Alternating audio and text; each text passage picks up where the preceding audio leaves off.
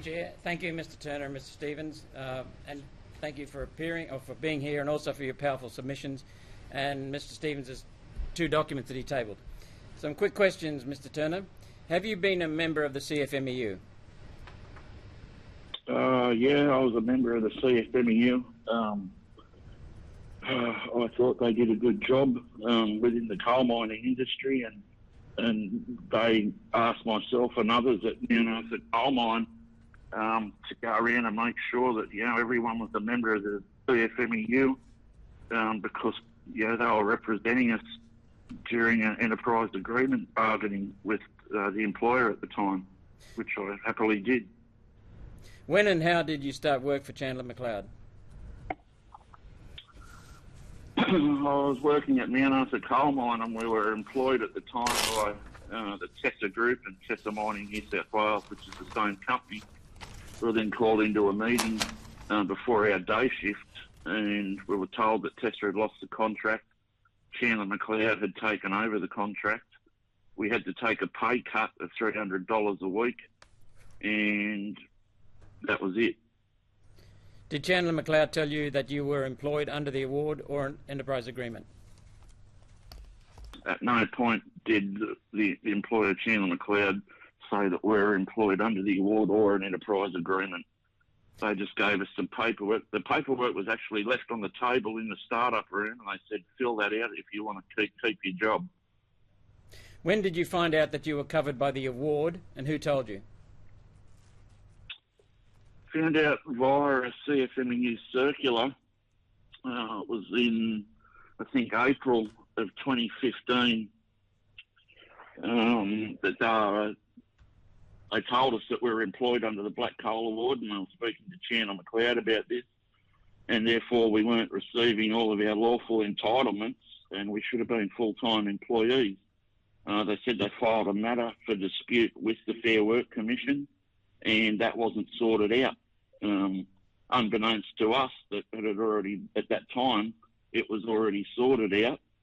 And during Senate estimates, it was revealed, not the last ones, but the ones prior to that the Fair Work Commission Stanton matter was settled confidentially by deed. That was a matter brought by the CFMEU? For illegal employment under the Black Coal Award.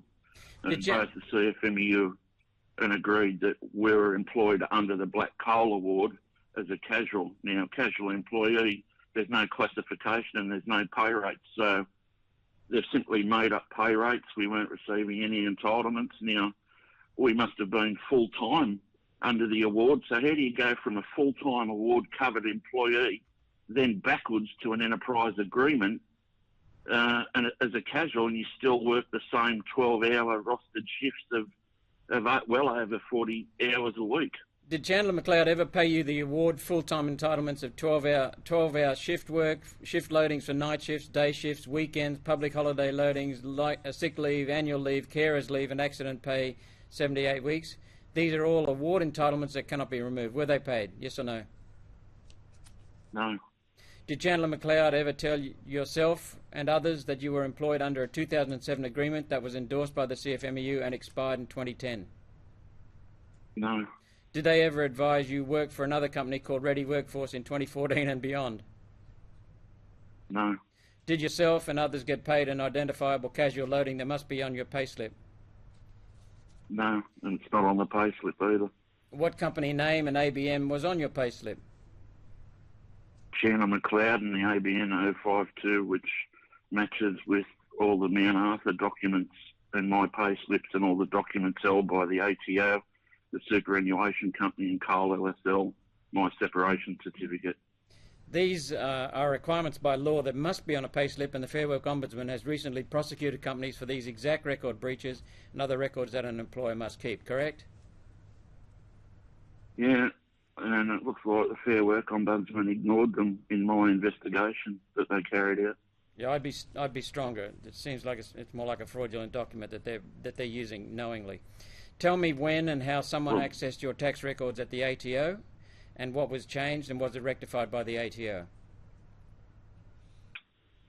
Someone had gone in and changed my tax records after 2016 towards 2017 to make it look like that I'd earned $92,000 for the year.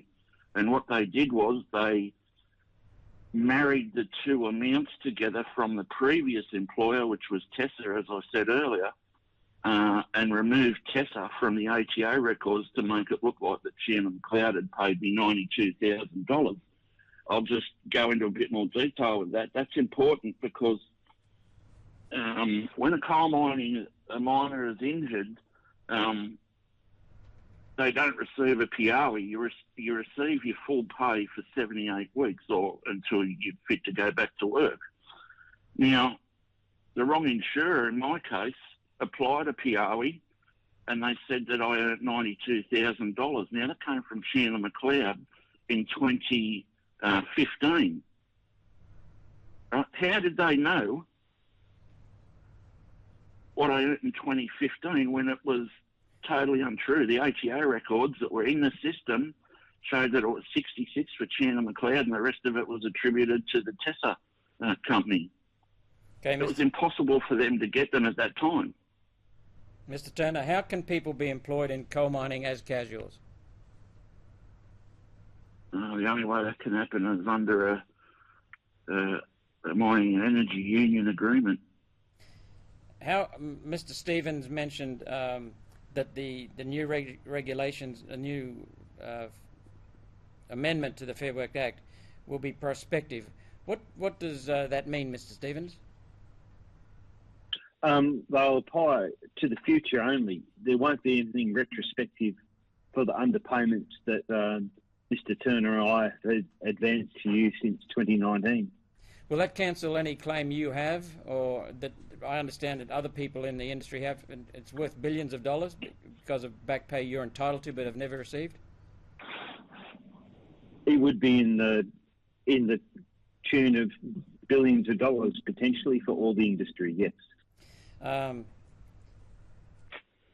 How will this bill, so that will cover up the perpetrators of the permanent casual rort that was initiated by the CFMEU in the Hunter Valley? Is that correct? Yes, but it's also the Fair Work Commission, Malcolm. The union don't apply the approved stamp to the enterprise agreements. That's the job of the Fair Work Commission. So the solution, Mr. Turner, I read from your submission, is simply to enforce the Fair Work Act. Is that understanding of mine correct? Yeah, I believe that's correct. If that had happened at the point of when the matter was filed with Commissioner Stanton and the CFMEU had already prosecuted for exactly the same thing against One Key, and actually FEG even paid out black coal award entitlements to One Key that weren't paid, and then that matter, I just can't understand how a group of people, well over 200 at a coal mine, could be employed under the black coal award, which is a statutory minimum, and that matter hidden and kept hidden. I only got those documents because I had to do a FOIA. Who is responsible for these inhuman things that have happened to you? I mean, you've been totally and permanently disabled. You've got so many things that you've missed out on. Who's responsible? I take it that the CFMEU is, that Chandler McLeod is, the Fair Work Ombudsman is, the Fair Work Commission is. Anyone else? Coal LSL is? Yep, they're all responsible, and I've tried. I'm just about at the end of my tether. I've tried so hard. Everyone deserves a fair go, and it's pretty clear to see here that there's higher powers at play to stop something from coming out. Mr. Stevens, what do the two documents you tabled tell us? Why did you table them? Yeah, in brief, the document one shows that it's not just casual mine workers who are getting a rough end of the deal. You can see from the table the net growth over 7 years for the EBA system was 4.96%, but over the same time frame, the minimum award rate had increased by 20.2%. So the enterprise agreements negotiated by the CFMEU lagged the award improvements. Yes. Significantly. That's pretty simple. Yes, document 2 is a study I did and gave to One Nation. The big number I see is total with casual terms, which is the sum of 428. So this is a document, really let me just describe it, let me just check to make sure we're understanding. This is the document that shows the number of enterprise agreements put in place and the number that were endorsed by the union containing casual terms and other terms not found in the award. That's correct. Right. But it's also the bigger number I would focus on. The 428 went through. I read that as 428 times that a Fair Work Commissioner has exceeded their authority and acted without jurisdiction, as per the full bench reasoning from One Key that I cited in my opening statement. Mr. Turner, who started who started employing casuals first in the Hunter Valley? It was started via a company owned by the CFMEU at the time called UMS, and I have direct knowledge of that. A friend of mine was killed in the Gretley mine disaster, and at the time he was employed by UMS. UMS changed names quite a few times. It involved some local business people buying shares into it. They then changed their name to Tessa Mining, New South Wales, the Tessa Group. It was then sold to Skilled Group for $68 million. Some of those people then branched out and they had a company called Resco, whom I worked for also when I got into the coal mining industry. And Skilled Group later then sold to Program. So you've got Program, the large Japanese company, and Chandler McLeod, which is owned by People Bank, which is owned by Recruit Holdings, two of the largest Japanese companies and some of the largest companies in the world. And not only that, they have billions of dollars in federal government contracts to supply labour hire and various other things to all departments and agencies. Do you have evidence that some CFMEU union bosses in the Hunter made money or appear to have made money from this scheme over the years? Direct evidence. Okay, I won't go into the details of how, but that might be something for the future. Why does the CFMEU, in your opinion, pretend to dislike casual hire when it started casual hire, promotes casual hire, enables casual hire illegally? Well, they originally started the labour hire company that brought in casual employment, which is at that time was still in conflict with the Production and Engineering Award. They also had the contract for keeping the records and admin and everything with the Coal Long Service Leave Funding Corporation. So, and they had the superannuation company. So they're keeping all records of the employment of illegal people. But they've also gone out there and done the enterprise agreements that had this classification in. And then you've had the amendments in 2011 where they acknowledged the casual employment classification. Now, you go into that, you've got direct evidence there that people are working well above the threshold of the NES and the award every week. Now, the only way you can have a C next to your name in the Coal LSL C for casual is to be under an agreement. Yes, that's correct.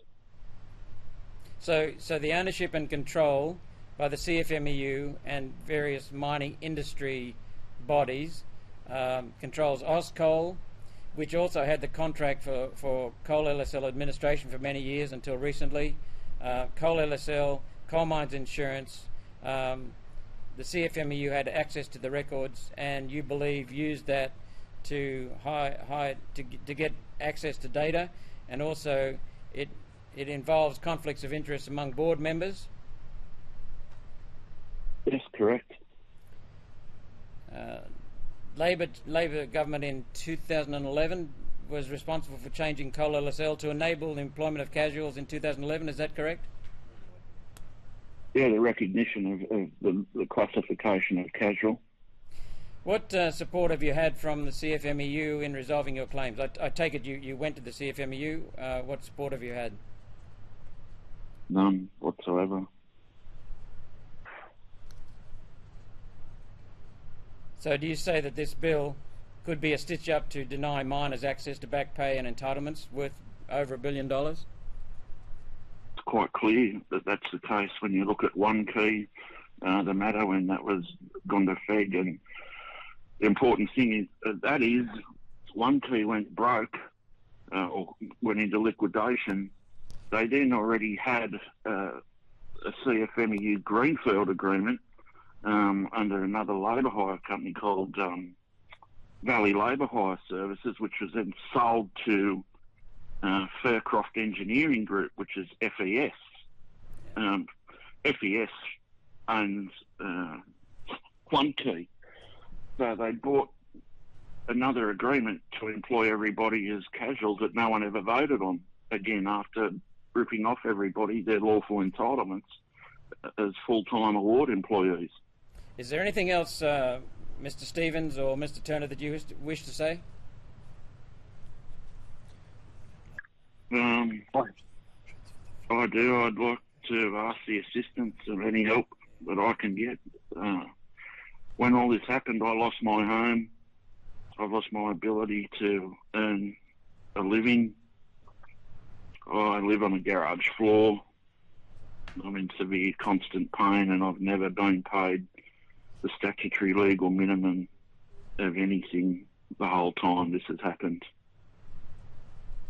And Chair, I wish to put it on record that I've been supporting Mr. Turner's case for over 4 years now, going on for 4.5 years, and have received very little support from anyone at all. No interest, very little interest in anyone. Certainly none from the union. The union initially denied it. Mr. Turner and Mr. Stevens, I want to personally thank you for the phenomenal quality of research that you've done over the many years since, and I empathise with your extreme pain and frustration and sometimes your quite understandable anger. This is disgusting. Thank you for appearing here today. Thanks, Senator Roberts. Senator Roberts.